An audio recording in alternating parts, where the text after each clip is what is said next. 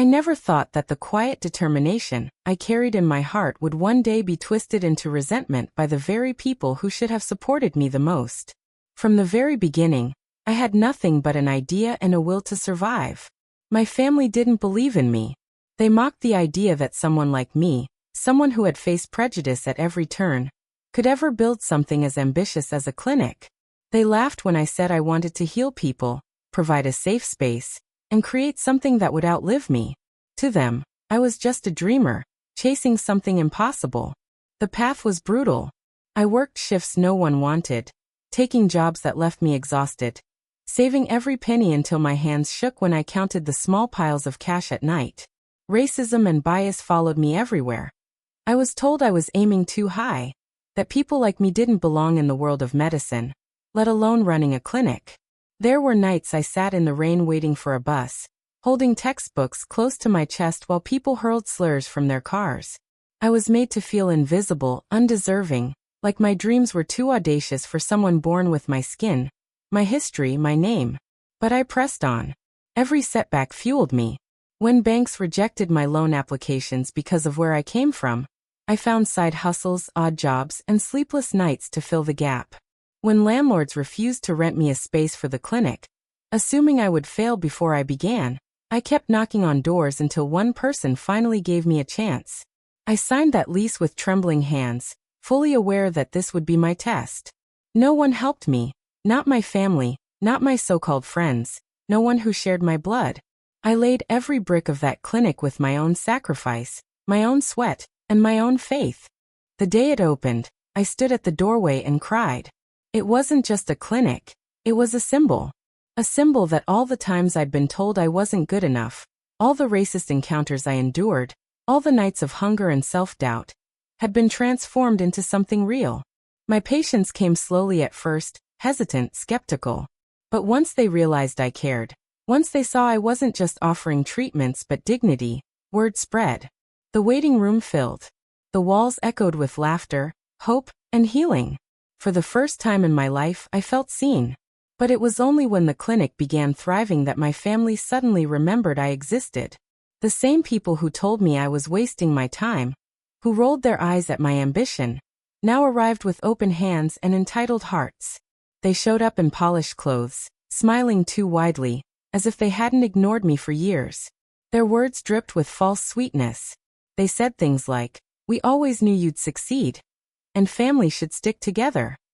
But underneath their smiles I saw it clearly: greed. They wanted in. At first, they hinted gently. They asked if they could help out at the clinic, if I could give them a role, maybe even a share.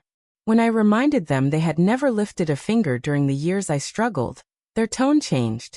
They became bolder, demanding that since we were family, they had a right to what I had built. They didn't care that they never invested a dime, never supported me when I was turned away because of my race, never offered a word of encouragement when I felt like giving up. They wanted everything for free. The audacity left me speechless. I looked at the same people who had once mocked me, the same voices that told me I wasn't good enough, and now they stood in my clinic, pretending they had always been by my side. It was insulting, infuriating, and heartbreaking all at once. I remembered nights when I skipped meals so I could afford medical supplies, while they were nowhere to be found. I remembered moments of humiliation when the world spat on me for daring to dream, and my family turned their backs, ashamed to be associated with me. Now those same people wanted to reap the rewards. The conflict grew.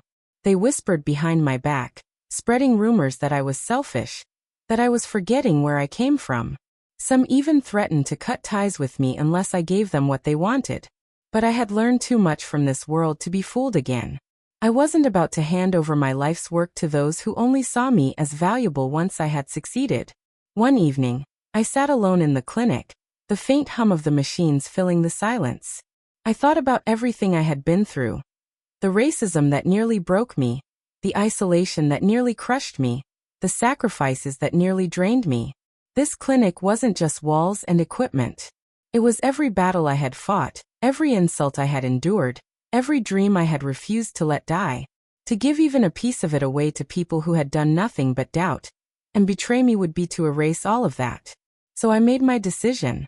I faced my family, looked each of them in the eye, and told them no. I told them this clinic was not theirs to claim.